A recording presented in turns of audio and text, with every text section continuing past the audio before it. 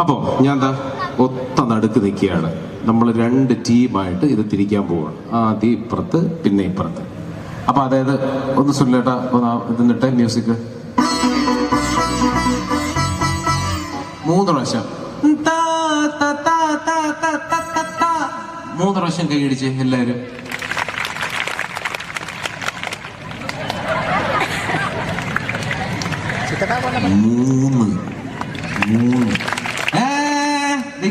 പ്രാവശ്യം കൂടെ അതായത് 3 പ്രാവശ്യം 3 പ്രാവശ്യം ആയിട്ടില്ല. ഞാനത് വായിക്കും. അടിക്കണം കൈ അടിയല്ലേ.